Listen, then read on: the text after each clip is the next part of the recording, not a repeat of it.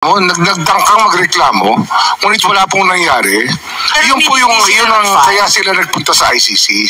Hihingi kami ng... Hindi ko sila kilala, ma'am, pero yun nga ang yung mga nakausap ko na nung ilang mga araw nakaraan, yun sinasabi nila sa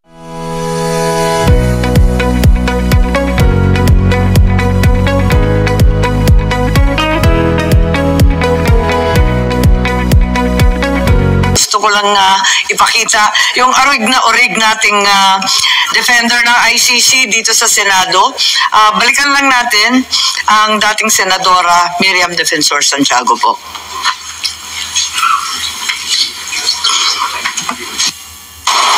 As a benchmark in the progressive development of international human rights, the court represents a crime of international criminal justice by establishing individual criminal liability for those responsible for serious violations of the Rome Statute.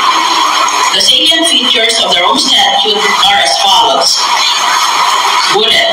Principle of complementarity, spelled P-L-E, not P-L-I. Complementarity. The court will act only as a court of last resort. It acts only in exceptional cases where a court has failed to bring justice because that court is unwilling or unable to investigate and prosecute those who have the highest responsibility for the most serious crimes of concern to the international community. Kaya nakikita ko na dito na kung merong ginawang kasalanan dito sa nakalista ng mga jurisdiction ng ICC, ang magbibisa niyan ay ang korte doon sa bayan na yon, hindi ang International Criminal Court in The Hague. International Criminal Court, as I said, is a court of last resort. Pag hindi mo mabigyan ng katarungan ang akusado, ayaw mo o kaya hindi mo kaya, at saka pa lang yan pupunta sa ICC. Okay, so narinig natin at ito yung diskurso at paliwanag pagkatapos ng ratifikasyon ng ICC dito sa Senado noong 2011. Maliwanag na Court of Last Resort ang ICC at pupunta lang tayo dyan kapag ayaw o hindi kaya ng ating korte dito sa Pilipinas. Ngayon, nangangamba ako pagkat ang SOJ natin sinabi that the families or the victims of the so-called EJK were compelled to sue abroad inasmuch as there was a failure of our justice system. Hindi na gumagana ang ating mga korte. Sa mabilis lang na pananalita, baka naman isa sa inyo ang pwedeng magpaliwanag dito sa kapalpakan or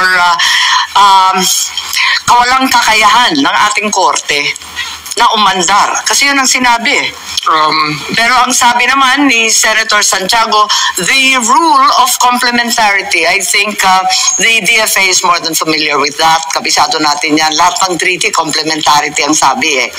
Kapag hindi na kinaya o ayaw ng mga korte sa Pilipinas, doon lang tayo hahantong sa ICC. Tama po ba yun? Mama, pwede akong... Ang ano mo kasi nito, yung mga nagpunta sa ICC ay sinubukan nila makakuha ng hustisya sa Pilipinas. Ngunit nabigo sila.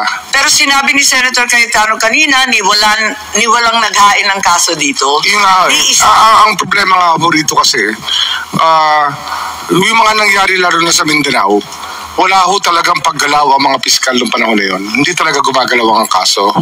Kasi... Ang sinasabi niyo may pumila? Merong mga nagreklamo, nagdangkang magreklamo, ngunit wala pong nangyari.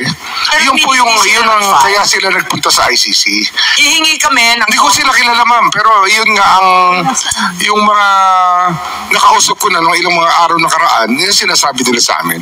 Maraming salamat, pero kung maaari, bigyan kami ng kopya ng DOJ kasi wala kaming kaalaman na ni isang kaso ay nahain sa anumang korte ng Pilipinas. Kung meron kayo... Ginapin po namin, maghahanap po kami. Okay.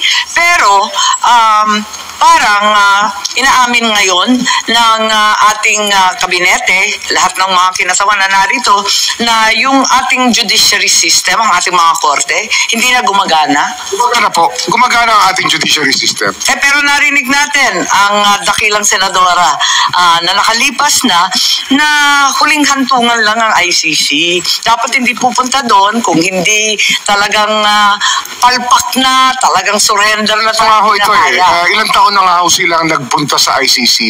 Hindi lang naman ngayon po yan eh. Sila po yung nagpunta sa ICC noong 2016, 2017. Hindi pa ho, panahon pa ho ni Pangulong Duterte. Nakademanda na ho, nagdedemanda na po sila. Ayun ho, dapat maging maliwanag dito. Sige, Hindi po sila nagpunta ron nung 3 years ago lang. Nagpunta po sila ron 8 or 9 years ago, nandun na po sila. Kasi marami ho rito, yung mga nangyari po sa Davao, nung mayor pa ho si President Duterte. So sana maibigay sa amin ang listahan ng mga kasong hinain nito sa Pilipinas na hindi naman umusad, na talagang walang pag-asang magtagumpay. Isa yon. Ikalawa, nakailang beses na sinasabi ng ating Pangulo paulit-ulit na umaandar ang mga korte dito, mahuhusay ang ating mga huwes at abogado. Bakit biglang inaamin natin na pumalpak ang ating korte? Ayun nga, nagkaroon po tayo ng panahon na talagang wala akong nangyari sa mga kaso na EJK eh. Talagang wala akong nangyari. Pero may kaso ba? Eh nga ho eh, wala nga, hindi police report nga, wala eh. Ganun ho kahirap imbestigahan ang mga kasong yan. Magsisimula kasi tayo, pag tayo po ay nabigyan ng ulat na may nagdedemanda, ang una po natin hahanapin police report. Kasi at least sila po ang naglalagay ng recording ng lahat ng pangyayari sa kanilang mga komunidad. Eh kung police report po wala, saan kayo magsisimula ngayon? Tapos sa mga police na ilipat na sa iba't ibang lugar, wala na makausap. Si General Marbil nandito, si General Torre nandito, siguradong pagtitibayin nila na araw-araw may murder sa blatter ng pulis. Pangkaraniwan na krimen. Hindi po sa drug war. Hindi po sa drug war. Yan. Sa drug war po, wala pong blatter ang pulis. Marami nga walang blatter eh. Ang problema nga ho dito, napakarami hong namatay na ang death certificate nga, nakalagay po cardiac arrest, pero may butas po sa ulo mula sa bala. So yun ang tama yung, kakaiba. so yun ang sinasabi ninyo, failure of our justice system. Opo, nung panahon na yun. So, nagkaroon tayo tayo ng doon. problema nung panahon na yun na hindi ho talaga maimbestigahan na maayos kasi pati ho ang piskal tinatakot po ng pulis ng panahon na yun eh. Nung panahon na yun, ngayong panahon ngayon, hindi ba pwedeng magaya? Hindi ngayon ho, mas maayos ngayon kung sapagkat sinisigurado po namin na ang piskal at ang pulis ay magkasama mag-imbestiga ng mga krimen. Hindi na ho katulad ng dati. Kung ano sabihin ng pulis, dapat masunod. Kung mas maayos ngayon, ba't hindi na lang magpila ng kaso dito sa Pilipinas? Maayos na pala eh, nag-iba na. Hindi ko ho pwedeng tanongin yun sa mga nagdemanda sa ICC. Hindi naman po namin hawak yung mga taong yun eh. Hindi mo namin sila kilala. Ma'am, as a matter of suggestion, if I may, ma'am, as stated by the Secretary of Justice, na yung mga biktima ng EJK, ang mga police report nila ay cardiac arrest, pero may butas sa ulo. That numbers in the thousands, ma'am. Why does the Senate try to investigate that and investigate the circumstances surrounding that? Maybe, ma'am, you can come up with a more cohesive report regarding this matter. Yes, I'm ma'am. not trying to put words in your mouth, ma'am, on what to do. It's merely a suggestion. No, But I we have already the police asked. force, I ma'am. already asked the SOJ earlier kung may listahan. But there is no investigated. investigation, ma'am, into the deaths by cardiac arrest, but with a hole in the head.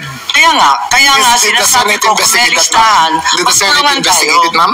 Did the Huh? Senate investigate it? Has the Senate tried to investigate deaths by cardiac arrest, but with bullet holes in the head? Parang nalilito ako kasi yung Kian de los Santos, may 3 pulis na na-convict ng murder. So hindi natin masasabi na talagang palpak. Homicide po. Homicide ang binigay na conviction. Hindi po murder. Okay. That is Ano one man? of several thousand, ma'am. Nevertheless, hindi masasabi na zero. Kahit pa paano. Actually, meron na ho may nahatulan. May, kung hindi ako nagkakamali, 16 na kaso na ang nahalukay ni Dr. Raquel Fortun ng mga taong ang birth certificate po ay nagsasabi na walang naging problema, pero ang autopsy, nakikita pong may butas po sa ulo. Tama. Pero, sabi nga ninyo, noon, hindi pwede. Dahil natatakot, nag-iilang, hindi kakayanin. Pero ngayon, bakit hindi magpila ng kaso sa Pilipinas? Ano ho yan? Nakita natin, sabi mo, may katibayan tayo sa 15. Ayan, kay Doktora Fortun.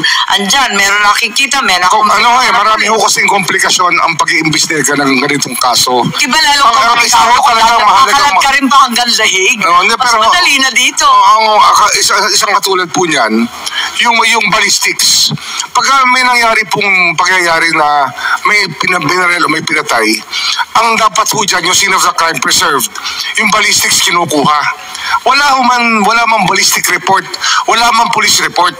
Kaya pinabayaan po eh. Ito yung na talagang nangyari sa atin noong napakatagal na panahon na wala na akong gumagawa ng real evidence. Lahat po testimonial evidence na lang. Kaya nakakaproblema po talaga ang justice system. Yung po yung kinokorek namin ngayon, ma'am. Paano nyo i-correct yan? Kung cold file yan, edi cold file lalo pagdating sa Amsterdam. Kasi pahaba ng pahaba yung panahon. Kung walang katibayan, walang physical evidence, kahit dalhin mo, kalagkarin mo yan sa ICC. Ngayon, yung sistema ko ngayon, basta sa demanda, kinakailangan pong magsama ang pulis at piskal para naman maging maayos ang kaso. Kasi hindi naman pwede iutos ng pulis sa piskal o iutos ng piskal sa pulis na gawin ang kanya-kanyang trabaho. Dapat po magsama sila.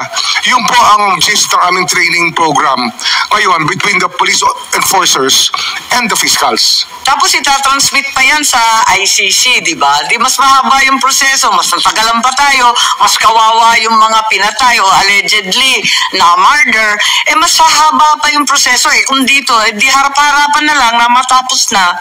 Hindi po ba? Sana po magawa natin to hanggang sa mga susunod na taon. Kasi sabi ito ay talaga sinisikap namin na talagang baguhin ang sistema. Hindi ko madali, pero hindi kami nawawalan ng pag-asa na marami na akong pagbabago nangyayari sa sistema natin.